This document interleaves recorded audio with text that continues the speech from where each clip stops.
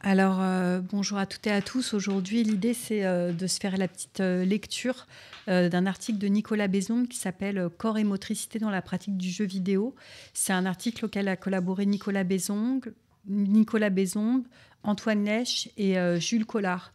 Alors, voilà, moi, je me présente, je suis Nildine, je fais partie du groupe d'artistes, de sportives et de chercheuses Gongles. Et ça fait plusieurs années que je travaille sur les liens entre art et sport. Et actuellement, le groupe d'artistes, de sportives et de chercheuses dont je fais partie est accueilli par l'équipe de e-sport Vitality pour du coup un travail de terrain, de théâtre documentaire sur l'e-sport. Et ça, c'est quelque chose qui a été rendu possible par Nicolas Bézon, qui est quelqu'un qui nous accueille, enfin, qui nous accompagne de ouf sur ce projet-là. Et donc là, aujourd'hui, mon truc, c'est de prendre un maximum le temps de lire ces articles, d'essayer de les comprendre. Donc je vous propose là un petit format React sur React, sur du texte, quoi. Voilà, j'espère que ça va être kiffant. N'hésitez pas à réagir sur le chat si à un moment vous êtes là. Et là, je suis à 200%, c'est parti, quoi. Donc ça commence comme ça. Le jeu vidéo a aujourd'hui largement investi les foyers français. 50,6% sont équipés d'une console de jeu de salon, 70% d'un ordinateur et 84% d'un téléphone portable, selon le SNJV en 2013. Alors, je ne sais pas ce que c'est que le SNJV. Ça, direct, je fais une petite recherche. Allez. Le SNJV, Syndicat national du jeu vidéo. Ok, je regarde vite fait leur site.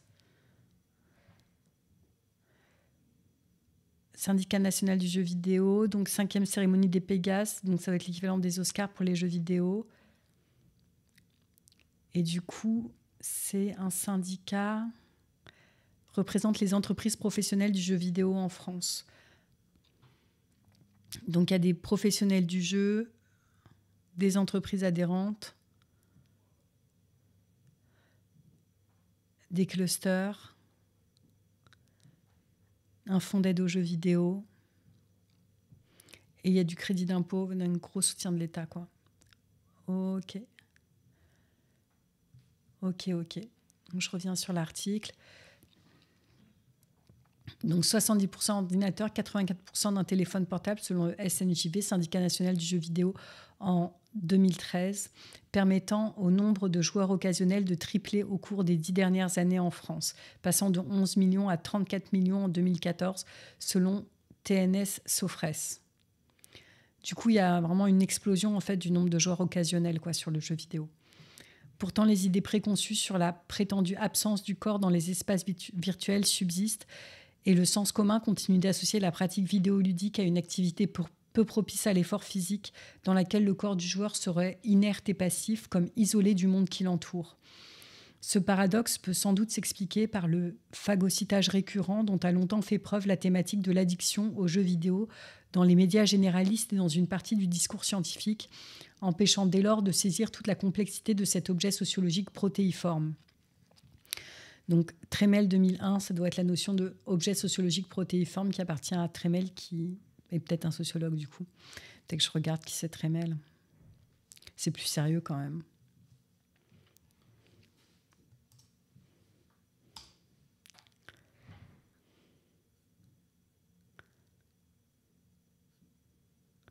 Alors, c'est une commune. Je vais mettre sociologie peut-être. Donc, Laurent Tremel, il est à l'EHESS.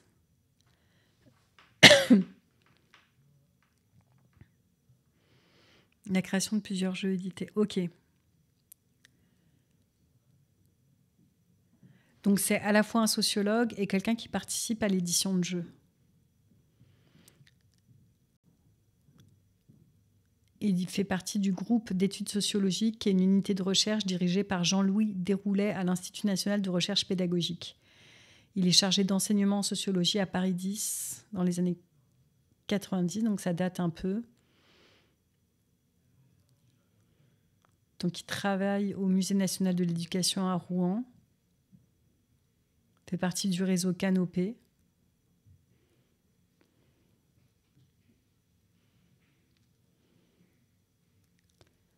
Ok, donc c'est un sociologue qui est aussi par ailleurs assez actif à d'autres endroits qui sont le développement de jeux, la curation, les réflexions sur les questions d'éducation. Donc la complexité de cet objet sociologique protéiforme, trémel, et la mise en jeu corporelle qui l'accompagne. En effet, bien qu'il se disperse au travers de nombreux supports, consoles, ordinateurs, tablettes, thèmes, et des nombreux thèmes, aventures, plateformes, combats, modes de jeu, seul ou à plusieurs, en coopération ou contre d'autres joueurs et pratiques, loisirs ou compétitions, tous les jeux vidéo ont en commun de mobiliser le corps du joueur comme support de l'expérience vidéoludique. Roustan 2003, Bouldoir 2006, mais de manière différente. Ok, donc il y a toute une typologie de jeux et tous immobilisent le corps. Et ça, il cite encore deux nouveaux sociologues qui ont travaillé en fait sur cette mobilisation du corps. C'est Roustan,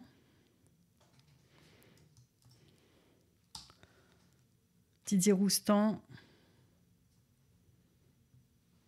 Je mets sociologie peut-être encore.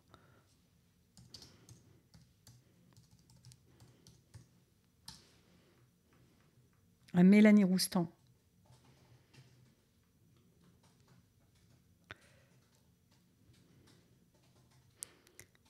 Sous l'emprise des objets, une anthropologie par la culture matérielle des drogues et dépendances. L'art de tisser des liens chez les... Alors, je ne sais pas du coup si c'est elle. Chercheur associé au Centre de recherche sur les liens sociaux depuis 1999.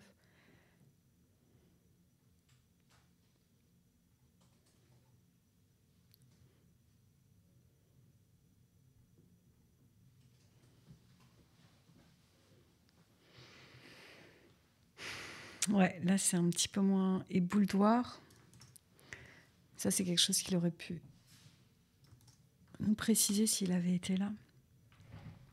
Je remets sociologie, mais en fait, c'est pas forcément des sociologues à chaque fois. Je pense, parce que c'est un sociologue qui doit citer d'autres sociologues, Nicolas Bézon, mais...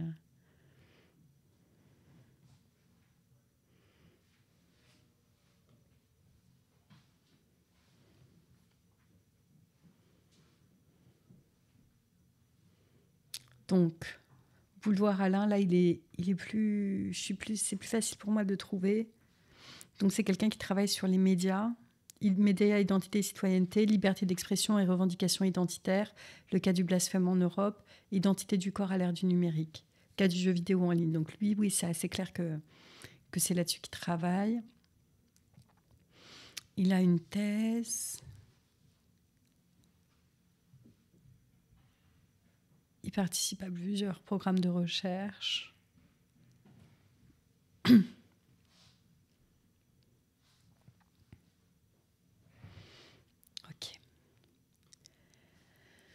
Donc, on a quoi qu'il arrive une mobilisation du corps. Et là, ce qui va intéresser Nicolas Bézon, ça va être de comprendre en fait ces différentes mobilisations du corps, quelle forme elles prennent, quoi.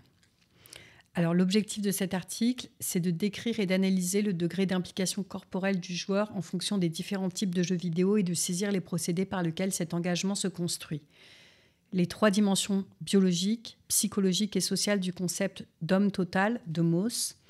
Donc Mauss, c'est un anthropologue, sociologue, fondateur de la discipline, peuvent nous permettre d'entrevoir les mécanismes de mise en jeu du corps dans la pratique vidéoludique, tout particulièrement à travers la place centrale qu'occupe à la fois la motricité du joueur et ses compétences cognitives dans l'action de jeu.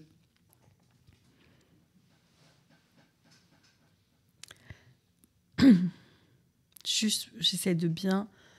Donc, peuvent nous permettre d'entrevoir les mécanismes de mise en jeu du corps dans la pratique vidéoludique, tout particulièrement à travers la place centrale qu'occupe à la fois la motricité du joueur et ses compétences cognitives dans l'action du jeu. En gros, comme c'est le joueur qui met en... Enfin, la mise en route du jeu, elle dépend tellement du corps des joueurs que voilà, c'est complètement indissociable, quoi. Du coup, ça vient d'entrée de jeu, dynamiter cette cet a priori selon lequel le joueur il serait un consommateur passif en fait du jeu. C'est marrant parce que, moi je fais des parallèles un peu libres, mais sur les clichés associés au sport. Moi je me souviens qu'avant de commencer à travailler sur le sport, donc moi je travaille sur le sport depuis environ 2000, je sais pas, 2008-2009. C'est ta mère quoi. Ah non, c'est pas ça que je voulais faire. C'est ta mère, quoi. Et qui est ta mère. Et donc, je travaille sur le sport depuis cette longue période. Et du coup, les premiers groupes sur lesquels j'ai travaillé, c'est sur les groupes de supporters ultra.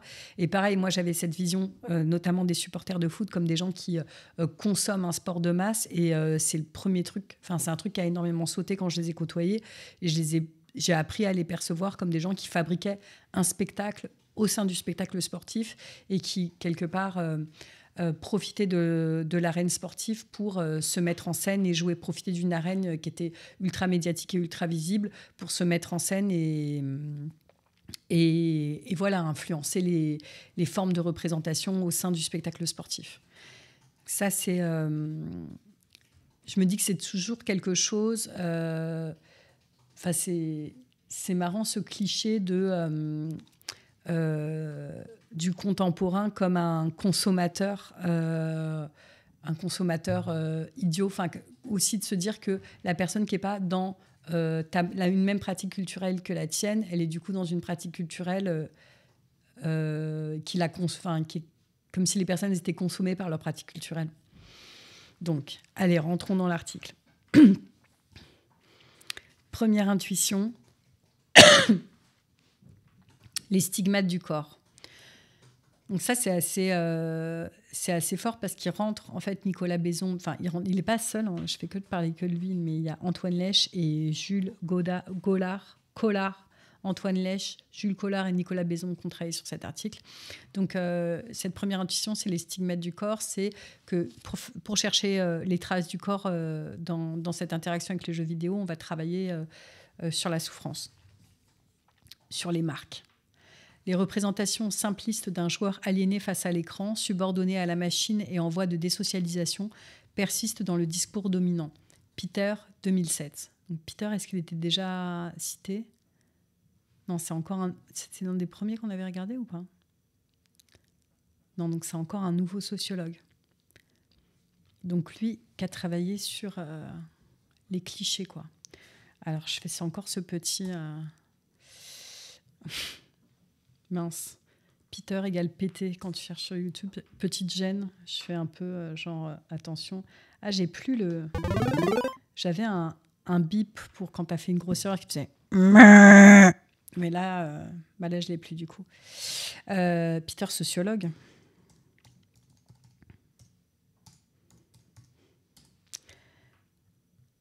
Peter Elberger.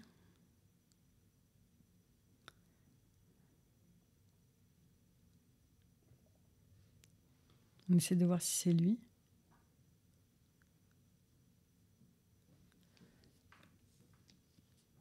J'ai l'impression que c'est pas ça du tout.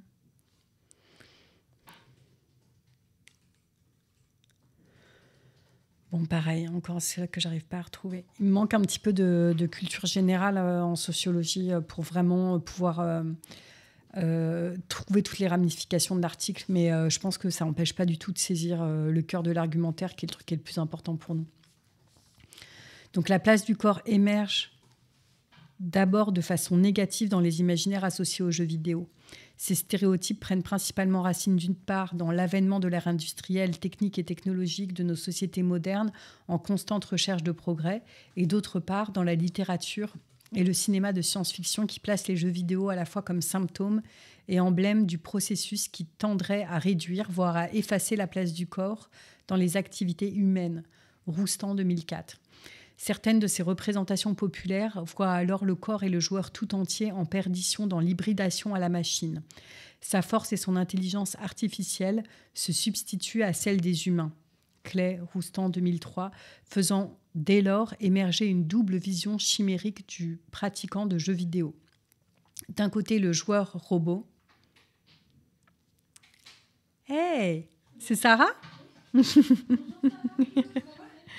live? Ouais. Je me suis dit que j'allais passer faire un coucou. Mais non, mais ça fait trop plaisir. Bisous de loin, là. Mais alors? Attends, je me mets en pause. C'est un live tranquille. Je fais une lecture de l'article de Nicolas Bézombe sur le corps et le gaming. Donc je reviens dans 3 minutes. T'as bien installé? Trop cool. J'ai pas pu suivre l'intégralité à chaque fois des échanges. C'est normal. Parce que t'as toujours... je suis entre deux réus encore. Mais j'étais très contente. Je trouvais que c'était chouette. Et j'ai découvert Ethan encore plus à l'aise devant la caméra que derrière. Donc je suis ravie. Il est hallucinant. Il est génial. Il est vraiment puissant là avec nous. Oui, Il fait tellement d'efforts pour qu'on soit bien. Il est il m'a extraordinaire. expliqué. Il est vraiment génial. Ah oui. Ah, mais on est une grande et belle famille, donc c'est chouette d'avoir des collègues comme ça. La rencontre avec Céline et tout. Vraiment, quand je te disais dans le mail, tu vois, tout ce que ça transmet sur. Ouais. Ouais. De toute façon, on vit des trucs tellement durs en termes de charge de travail, en termes d'émotions vis-à-vis des compétitions. Si on n'est pas soudés, c'est difficile, quoi. Ouais. Donc tu vois, je suis vraiment contente de venir bosser les matins, quoi. Ouais. Voilà. C'est tellement bien. Vous êtes bien installés là, c'est cool. Ouais, on s'est mis bien, on a fait des petits. Là, c'est chouette. Travailler les petits détails au fur et à mesure. Trop bien. Ethan m'a dit aussi que tout était prêt pour samedi. Enfin voilà, il y a encore des petits détails. Ouais, mais c'est bien avancé. Ouais. Et puis le fait de passer du temps ensemble, on arrive à ajuster tout ça, donc c'est cool, quoi. Bah, génial. Il vous a montré aussi en haut dans les locaux un peu comment c'était? On n'a pas fait le tour là-haut des locaux. Ah bah vous me direz si vous voulez passer tout à l'heure. Ouais, peut-être. Bon, t'es là jusqu'à quelle heure aujourd'hui? Je sais pas. Minuit 45. Non, mais je pense que max je pars à 19h30 je pense. Ok, c'est ma limite à chaque fois. Ok. Mais j'ai eu que des réus aujourd'hui. Ouais. Donc c'est difficile d'avoir un peu de temps de prod, donc souvent je m'isole un peu de 17h30 à 19h30. Tu te caches pour avoir ça sur tête. Mais demain ça va être cool. Enfin, un peu plus simple. Non, c'est vraiment super. Je pourrais vous montrer du coup si vous voulez. Enfin, je sais pas vers quelle heure vous comptiez partir. En tout cas, ouais, plutôt vers 18, un truc comme ça, mais moi ça Tu me m'envoies un SMS? Ouais, T'as mon numéro de Ah, mais toute grave, façon. ça me plairait trop de faire cette histoire avec toi, ouais. Trop bien. On fait comme ça. Ouais. Génial. Bon, bah, je vous Et laisse. peut-être tu t'en as piqué parce que j'étais en train de t'écrire un mail à toi. On a Si fait je peux répondre. un petit visuel là parce que Fabien me disait qu'on pouvait mettre peut-être sur les fonds d'écran des PC et Florian avec qui je discutais parlait même aussi Il du m'a pas grand répondu écran. mon DH en train de. Ah oui, pour les trucs avec sa mère. Ouais, je pense qu'il n'y a pas de souci. Oui, on n'a pas S'il y avait eu un gros on n'a red pas flag, fait je pense de qu'il y grande aurait folie avec votre logo et puis Ouais, le non. nom, donc ça va. Déjà, vous avez mis le bon logo, ce que ne font pas 90% Ah ouais. des gens, donc c'est pas mal. C'est déjà très bien. Il a juste regardé ça, il a fait enfin. Mais vraiment. Du coup, ouais, je voulais te le montrer, voir si ça allait, s'il fallait aussi reboucler avec. Tu sais, le flyer en version paysage. Bah, peut-être envoie-le à Fabien par principe, mais t'as repris la même DA que Oui, depuis le début. Donc, c'est vraiment la même chose. Asia, non pas On a bien repris la leçon. T'as le bon logo et tout, donc peut-être juste l'adresse, non? Comme là, ils sont sur place. Ah oui, On a mis sur inscription à l'accueil. Ouais. J'ai enlevé l'adresse, ça me paraissait un peu redondant de. Oui, comme ils sont arrivés là. Comme ils sont déjà là, c'était de dire que c'est ici. Bah ouais, c'est chouette. Et bah parfait. Bah alors je l'envoie dans la. Je l'envoie juste. Et c'est une boucle avec tout ce monde. Ouais. Tout le monde.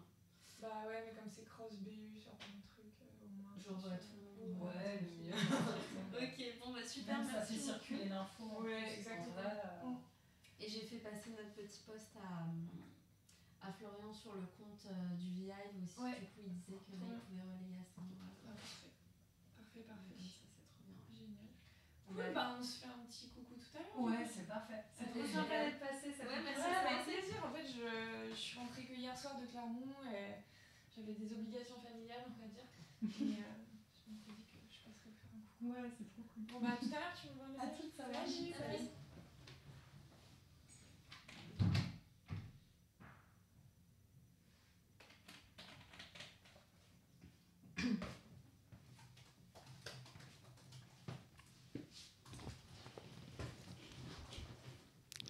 Désolée pour ce petit temps. Il y a Sarah qui s'occupe de la communication, du coup, à VIve, qui est venue nous faire un petit coucou.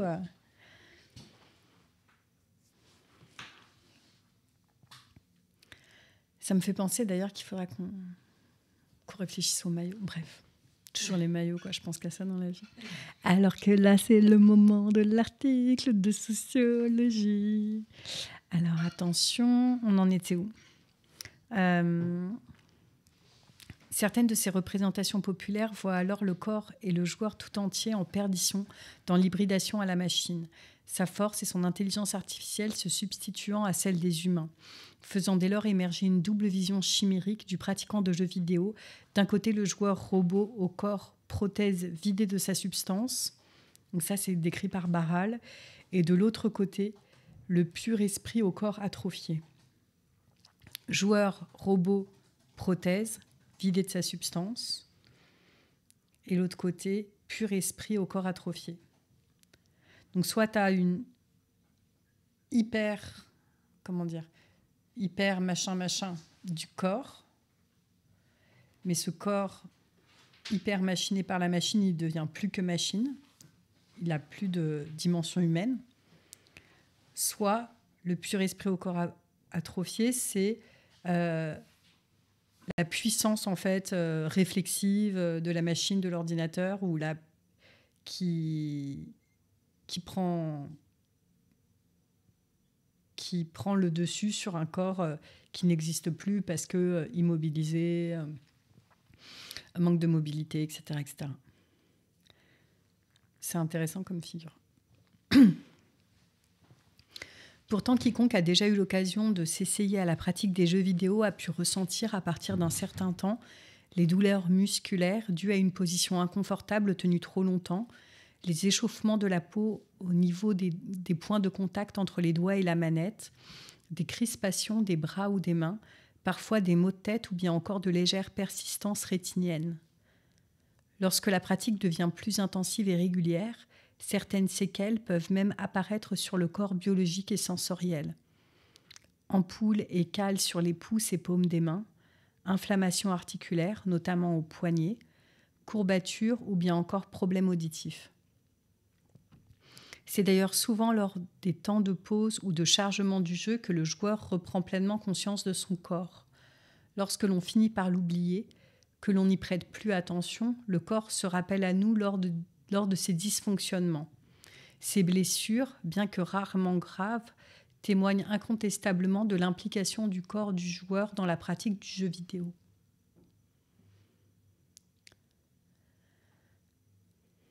En fait, ce qui est intéressant, c'est que là, on prend le stigmate comme un moyen de marquer le corps, mais du coup, comme on essaye de ne pas être dans les clichés du coup, ces stigmates, ils sont quand même pour autant pas problématisés, quoi.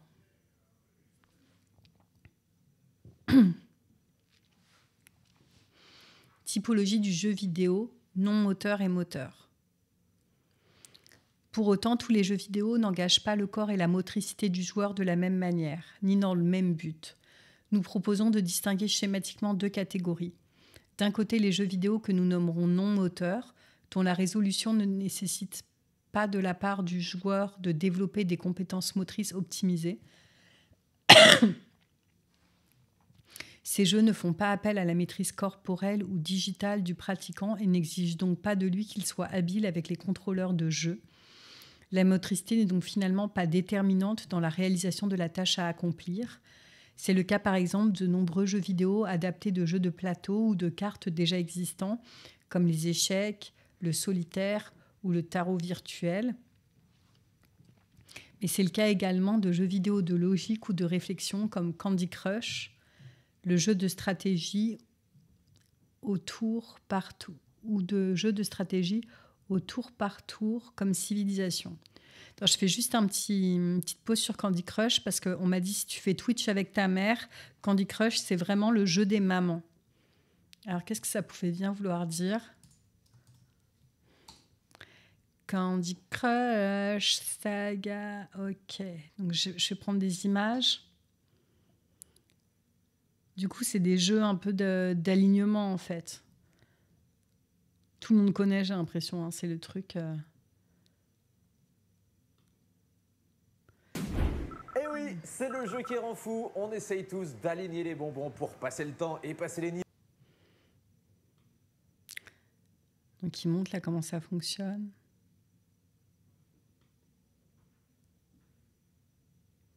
Ah, et lui, il raconte comment...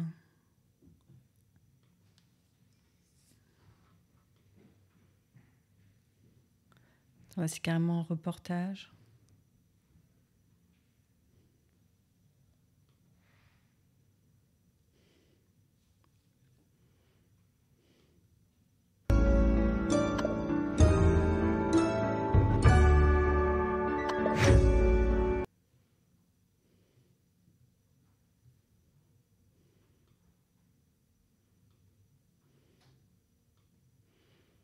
Truc d'aligner les bonbons, quoi.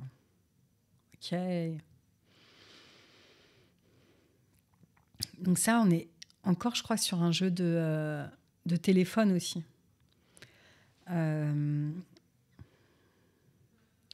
il y a un autre jeu qui a une stratégie au tour par tour. Alors ça, je ne sais pas ce que ça veut dire, jeu de stratégie au tour par tour, comme Civilisation.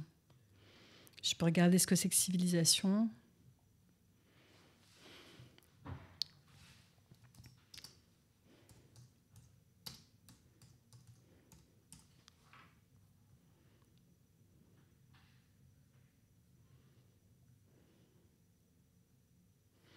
Je vais sur Wikipédia. Civilisation est un jeu vidéo de stratégie au tour par tour, de type 4x, conçu par Sid Meier et édité par Micropose. Premier jeu de stratégie homonyme. Le joueur incarne une division qui doit mener à l'âge de pierre à la conquête spatiale. Ah ouais, c'est vraiment un truc... Idéologiquement, là, avec Civilisation, on est vraiment sur le truc du progrès, quoi. Genre, c'est avant la tour, quoi. Ok.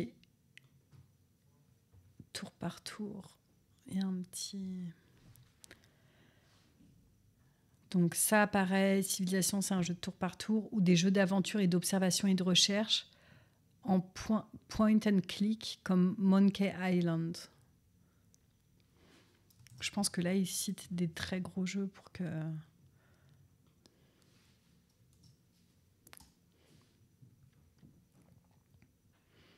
Je te choper des images, peut-être, c'est le mieux. Ok. On a quand même encore le beau héros blanc au premier plan, avec tous ces personnages secondaires, avec sa mèche blonde. Ok. Donc ça, on est sur de la stratégie. Il n'y a pas de question de mobilisation de dextérité motrice, quoi. De l'autre se trouvent les jeux vidéo que nous nommerons moteurs, dont la résolution nécessite au contraire la mise en place d'une motricité performante de la part du joueur. Sa dextérité et son habileté sur les contrôleurs de jeu vont alors grandement influencer le gain ou la perte de la partie.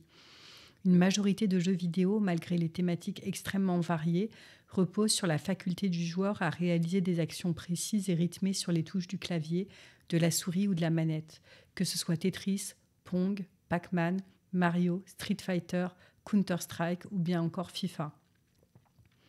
Pac-Man, Mario, Street Fighter, Counter-Strike. Counter-Strike, j'avoue que je ne sais même pas ce que c'est.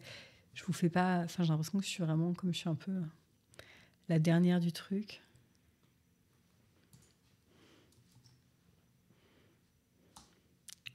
Counter-Strike, donc là...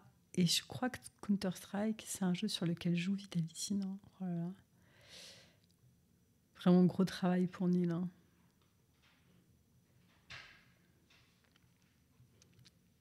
Donc là, on est avec un streamer.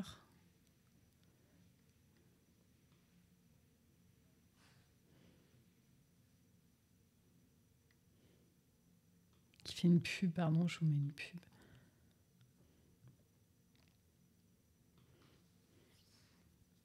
C'est toujours un peu des pubs, ces trucs-là.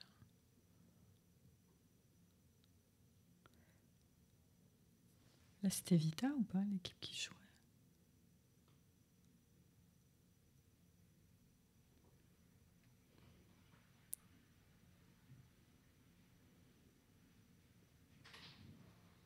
Ils en jaune en tout cas. Bonjour. Bonjour, vous êtes occupé? Comment? Vous avez pas besoin? Si c'est occupé, ouais. Celle-ci, vous avez besoin? Ouais. Pas de souci, bon courage. Merci toi aussi. Allez-y. Pas de souci. Bon courage. Bon courage à toi.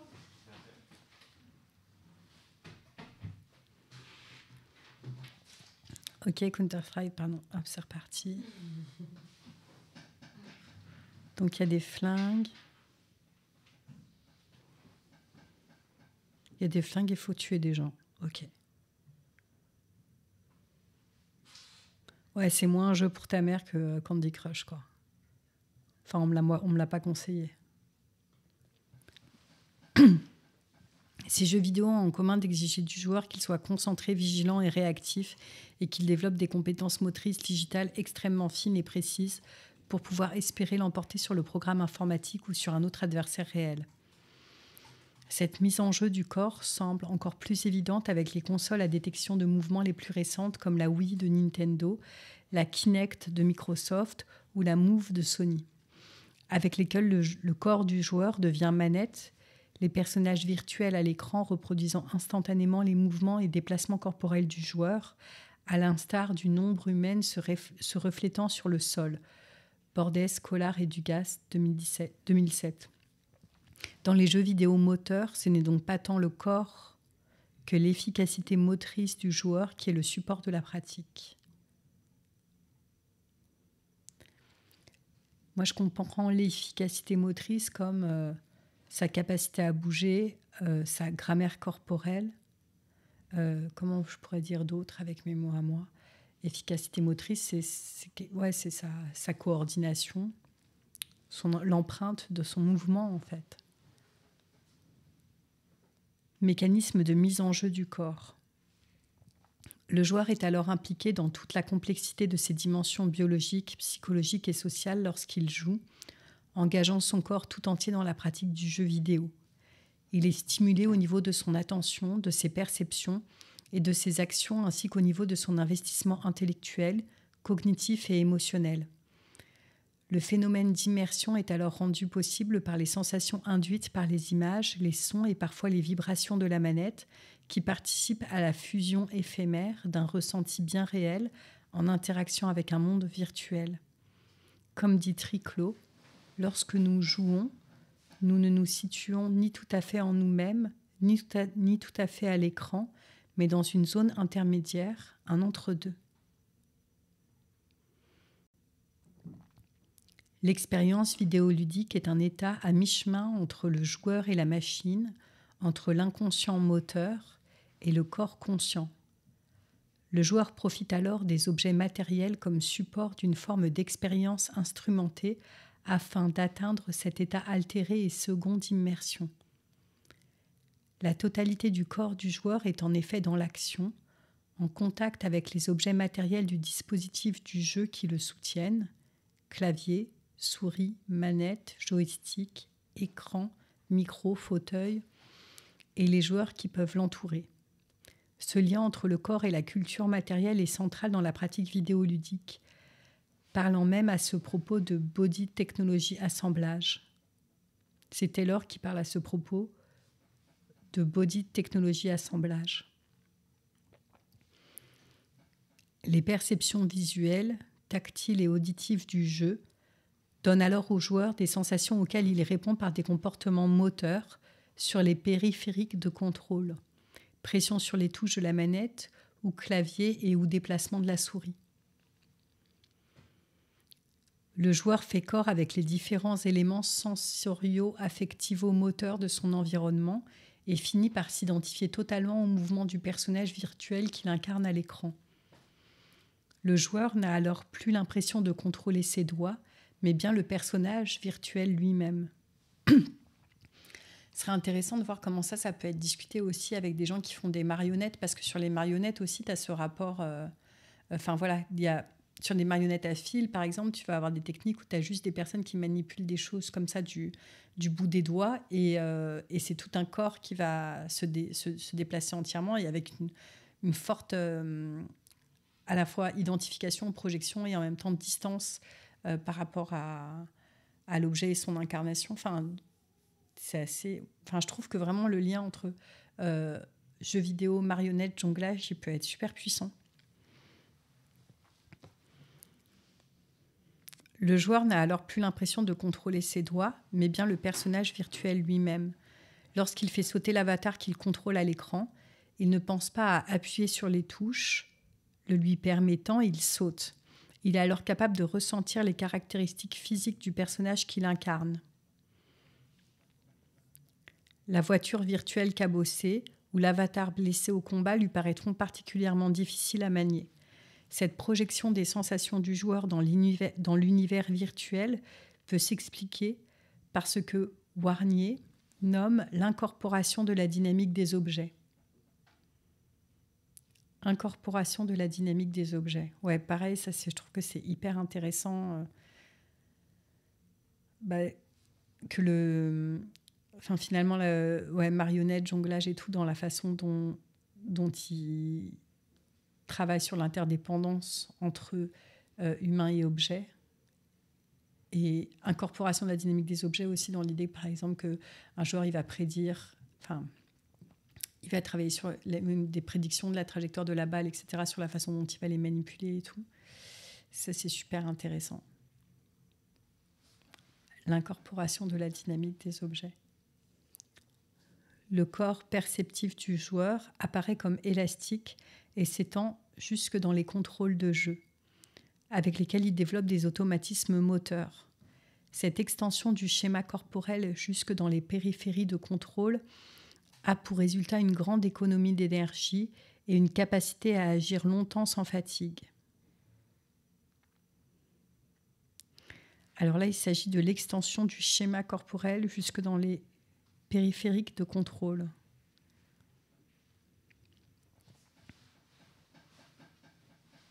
Enfin, moi, ce que je comprends, c'est que du coup, lorsque le corps perceptif du joueur s'étend jusque dans les contrôleurs du jeu, avec lesquels il développe un automatisme moteur,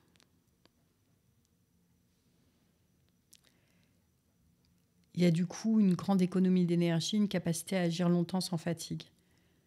En gros, plus tu es précis et efficace dans tes gestes, plus tu es endurant, quoi. Pour être précis et efficace dans tes gestes, il y a un truc. On voit aussi par rapport à la musique, le truc de faire corps avec l'instrument. Dès lors, à partir d'un certain niveau d'expertise grandement lié à l'apprentissage par répétition, le niveau de conscience réflexive diminue et le joueur oublie ses doigts pour déporter ses sensations et son attention sur le personnage virtuel qu'il incarne. À l'instar de l'automobiliste qui ne pense plus à appuyer sur les pédales, à passer les vitesses, à tourner son volant pour libérer son attention sur la route qu'il parcourt. Clavier, souris, manette ou joystick apparaissent alors comme des orthèses sensorielles, non pas du corps organique du joueur, mais de son corps perceptif. Alors le terme orthèse,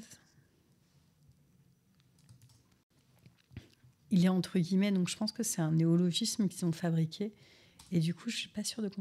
Ah non, une orthèse communément appelée attelle est un dispositif médical qui sert à compenser un trouble musculo-squelettique. Ok, à la différence d'une prothèse, qui remplace un membre défaillant. L'orthèse aide l'organisme à maintenir la fonction du membre déficitaire.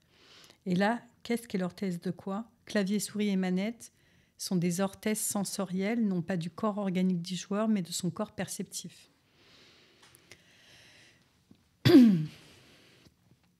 En fait, du coup, en disant ça, il s'attaque dans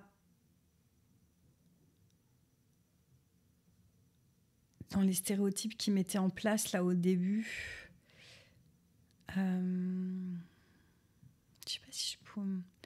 Dans la pratique, ça me passe quand j'ai l'absence de...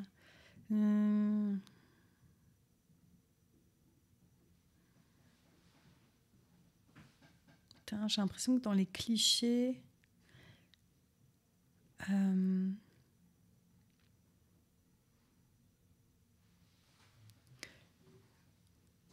une première stigmate du corps. Ah ouais, c'est ça. D'un côté, le joueur robot au corps prothèse. Donc là, en parlant des orthèses sensorielles, ils essayent en fait de retourner le stéréotype du joueur robot au corps prothèse pour parler d'orthèse sensorielle, orthèse du corps perceptif. En fait,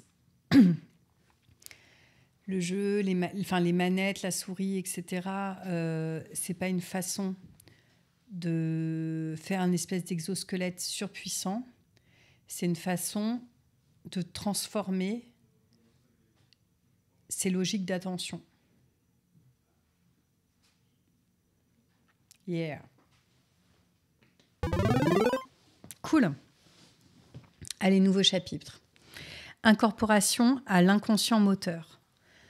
Comme le suggèrent Clay et Roustan, incorporer la dynamique d'un jeu vidéo exige ainsi d'incorporer tout d'abord la dynamique du matériel informatique utilisé.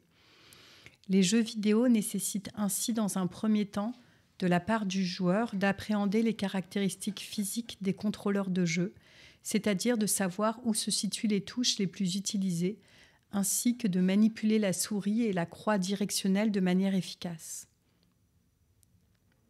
Attends, je reprends parce que j'ai eu un problème de concentration. Comme le suggèrent Clay et Roustan, incorporer la dynamique d'un jeu vidéo exige ainsi d'incorporer tout d'abord la dynamique du matériel informatique utilisé. Les jeux vidéo nécessitent ainsi dans un premier temps de la plupart des joueurs d'appréhender les caractéristiques physiques des contrôleurs de jeu, c'est-à-dire de savoir où se situent les touches les plus utilisées, ainsi que de manipuler la souris et la croix directionnelle de manière efficace. Ok. Petit coup d'eau.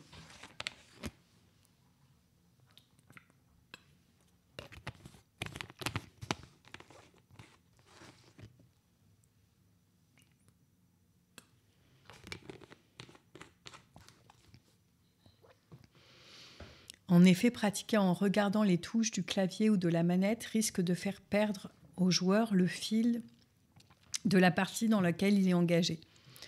Bah ça, c'est super Twitch avec ta mère. Moi, je vois, par exemple, quand je tape, mais même quand je tape un texte, je regarde encore le clavier, quoi, ce que peut-être plus personne ne fait, quoi. Enfin, il faut vraiment être né en 82. Cette prise en main ou cet engagement haptique, comme le nomme Witkowski, s'obtient assez rapidement au fil de l'expérience ou s'acquiert délibérément par l'entraînement, afin d'apprendre au doigt les gestes à automatiser jusqu'à l'inconscient moteur, jusqu'au stade du réflexe. Ainsi, plus la coordination motrice est intégrée, plus l'action devient automatique et inconsciente. Les mains du joueur semblent alors s'activer seules, les doigts répétant inlassablement des séries d'actions sur des boutons, croix directionnelle et autres touches de la matière de la manette ou du clavier, et cela parfois à un rythme particulièrement soutenu. Cette appropriation du matériel s'oublie relativement vite, mais peut ressurgir lors de changements de support et donc d'interface de contrôle, d'un ordinateur vers une console et inversement, ou bien d'une console vers une autre ou d'une manette à une autre, obligeant le joueur à reprendre conscience de ses actions. Dans un deuxième temps, le joueur doit incorporer la dynamique du gameplay, du jeu, intitulé des modes d'emploi affichés sur les bornes d'arcade anglo-saxonne, abréviation de « How the Game Plays ». Le gameplay désigne la façon dont le jeu se joue. Telle touche ou combinaison de touches sur le périphérique de contrôle permet au personnage virtuel d'effectuer telle action à l'écran. Tout jeu vidéo se définit par un répertoire d'actions offertes aux joueurs qui peuvent varier en qualité ou en quantité. Il sera ainsi question d'un gameplay pauvre si les actions possibles sont peu nombreuses ou peu variées, et à l'inverse d'un gameplay riche si les actions possibles permettent un grand nombre de combinaisons et encouragent des interactions plus variées avec l'environnement virtuel. Peut-être ça, j'ai besoin de reprendre l'histoire de gameplay pauvre. Il sera ainsi question d'un gameplay pauvre si les actions possibles sont peu nombreuses ou peu variées, et à l'inverse d'un gameplay riche si les actions possibles permettent un grand nombre de combinaisons et encouragent des interactions plus variées avec l'environnement virtuel. Le gameplay a alors pour vocation d'être le plus naturel possible, le but ultime étant de réussir à faire oublier les périphériques de contrôle. Les incorporations varient alors selon les jeux et leurs différents gameplays. De l'automatisation de nombreuses actions complexes, identiques et rythmées, de combinaisons de touches, notamment dans les jeux de combat sur console comme Street Fighter, à l'optimisation de la rapidité et à la précision d'un geste simple commandant le mouvement du curseur de la souris, particulièrement dans certains jeux de tir sur ordinateur comme Counter-Strike. Enfin, les jeux vidéo proposent généralement un choix de nombreux personnages à incarner, différentes factions à jouer ou plusieurs engins à piloter, ayant chacun leurs propres caractéristiques. Le joueur doit alors incorporer la dynamique de chacun de ces différents personnages et ses particularités, dont il doit maîtriser le gameplay spécifique. Cela consiste à connaître et utiliser les nombreuses possibilités et compétences du personnage de manière optimale, distance et zone d'action, des sorts sur l'écran dans les jeux de rôle multijoueurs ou timing et combinaisons de touches possibles dans les jeux de combat par exemple. Le jeu League of Legends comporte ainsi près de 130 personnages virtuels et autant de gameplays différents à incorporer. 130 personnages virtuels, ah ouais. J'aimerais bien garder quand même un petit extrait de League of Legends, parce que ça c'est pareil, c'est un jeu sur lequel est Vitality. Garder un petit bout de vidéo.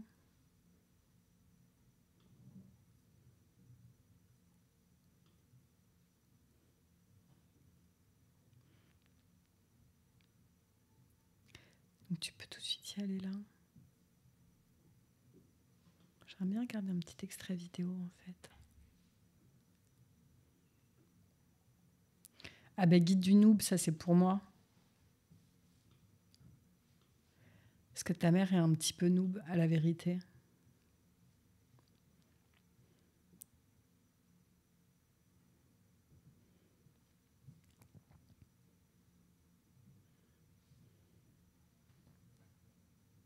S'affrontent dans une arène avec les champions uniques qu'ils incarnent. Pour gagner une partie dans League of Legends, il faut détruire le Nexus adverse. Mais pour y arriver, il va d'abord falloir s'occuper des tours du Nexus, des inhibiteurs et des tours extérieures qui le précèdent. Okay. Les sbires sont des unités gérées par l'ordinateur créées par les deux Nexus.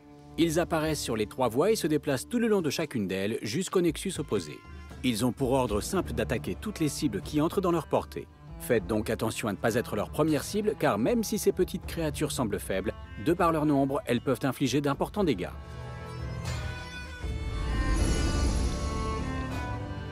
Une tour est une structure défensive qui attaque les sbires en priorité, mais dans le cas d'une attaque d'un champion ennemi, elle se retournera contre lui. Les dégâts que peuvent infliger ces bâtiments sont extrêmement élevés. Pensez-y donc plusieurs fois avant d'aller attaquer un adversaire sous sa tour. Les inhibiteurs sont des structures inoffensives qui réapparaissent 5 minutes après avoir été détruites. Lorsque l'un des 3 inhibiteurs a été détruit, des super sbires accompagnent les prochaines vagues de la même ligne. L'apparition des super... Ok. Ouais, il y a aussi tout un récit en fait qu'il faut réussir à s'approprier et qui est hyper étoffé. C'est hyper impressionnant ça dans le jeu vidéo, c'est minimum niveau Shakespeare quoi. Cette richesse de personnages révèle alors l'abondance de possibilités de conduite motrice à actualiser de la part du joueur sur les périphériques de contrôle. Cette incorporation de la dynamique du jeu vidéo a pour résultat qu'une très faible partie des actions déclenchées par le joueur sur les périphériques de contrôle ne fait l'objet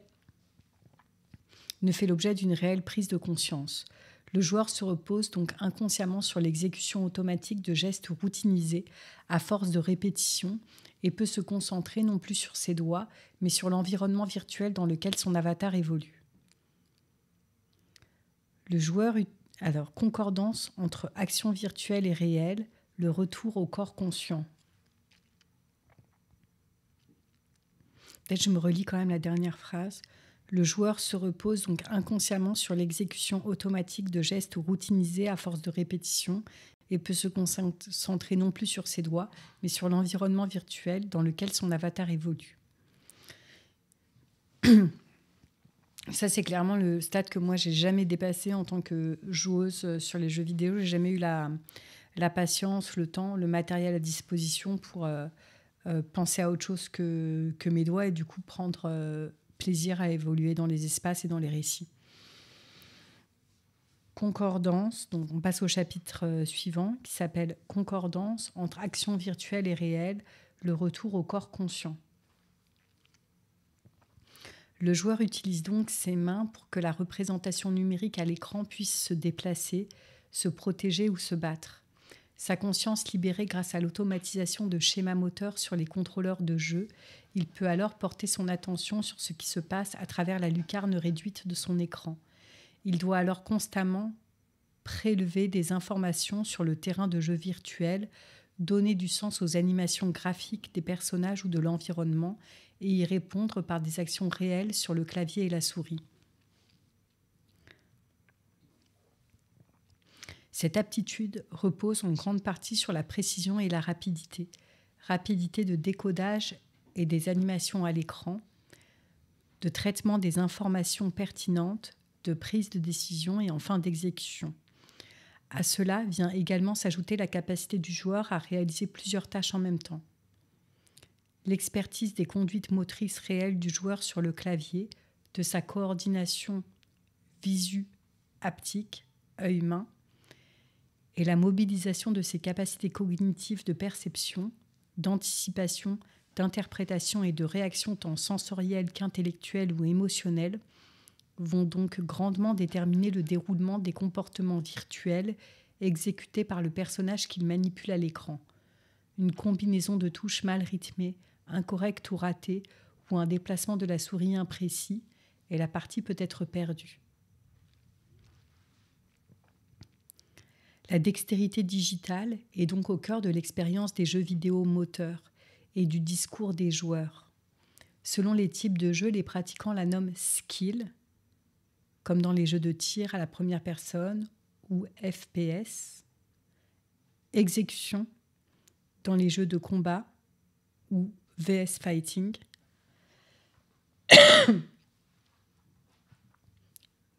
microgestion dans les jeux de stratégie en temps réel ou RTS, ou encore mécanique dans les jeux de stratégie en équipe ou MOBA. Donc ça s'appelle une même chose, selon les contextes de jeu, s'appelle différemment. Skill, exécution, microgestion, mécanique. Ces différents termes de référent alors à l'aspect technique de leur pratique, tandis qu'à l'opposé, ce que les joueurs appellent mind game ou macrogestion correspond à l'aspect tactique. Lorsque les joueurs ratent une action dans le jeu parce qu'ils n'ont pas bien réalisé une combinaison de touches sur leur clavier, manette ou souris, ils parlent alors de misclick. Une pression du doigt sur une mauvaise touche ou un périphérique de contrôle ou un clic à un mauvais endroit de l'écran, de drop ou de whiff, un timing trop approximatif de combinaison de touches empêchant l'animation virtuelle de se réaliser. Il y a donc une correspondance directe entre l'action sur le jeu en tant que machine, le clavier et la souris, et l'action sur le jeu en tant que monde virtuel. Les images en mouvement à l'écran. Le corps vécu, subjectif mais bien ressenti du joueur, s'étend jusque dans l'univers simulationnel du jeu et constitue la roue d'engrenage au sens maussien de l'expérience vidéoludique. Finalement, le corps à la fois physique, conscient mais également symbolique, représenté à l'écran, fait le lien entre les différentes dimensions biologiques, psychologiques et sociales du joueur.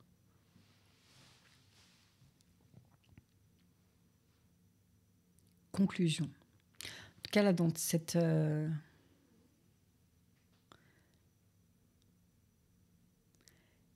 Je reprends juste cette dernière partie. Il y a donc une correspondance directe entre l'action sur le jeu en tant que machine, le clavier et la souris, et l'action sur le jeu en tant que monde virtuel, les images en mouvement à l'écran.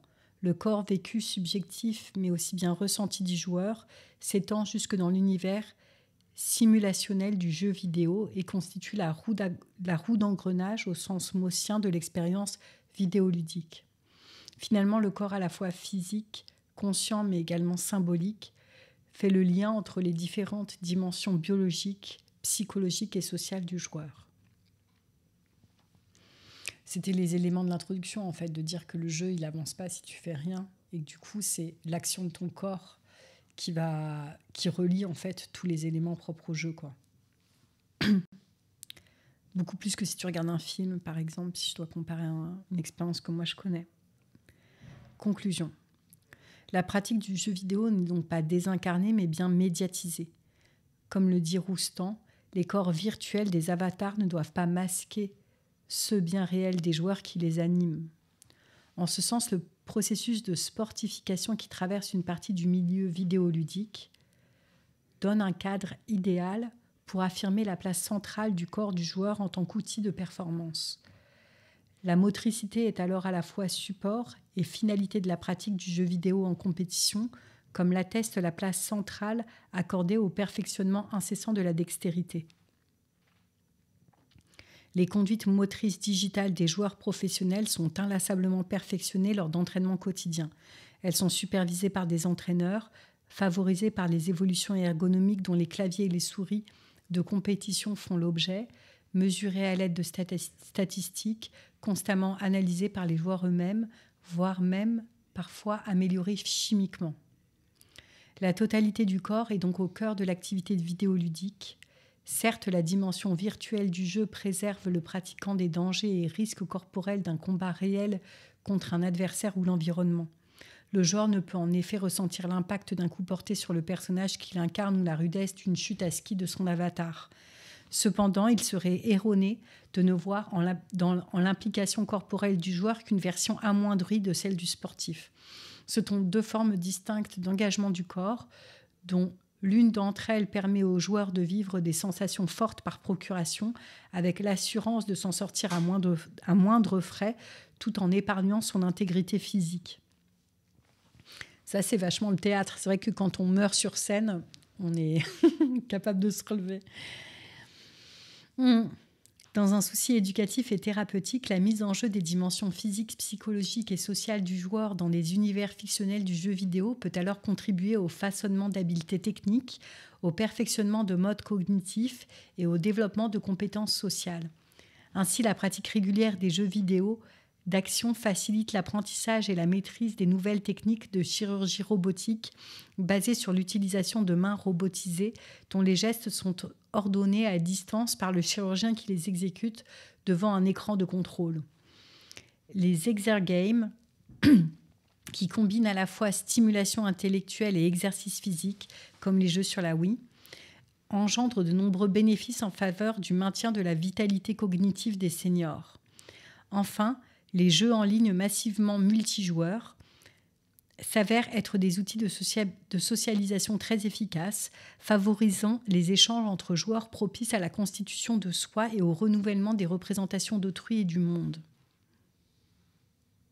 Yes! Merci!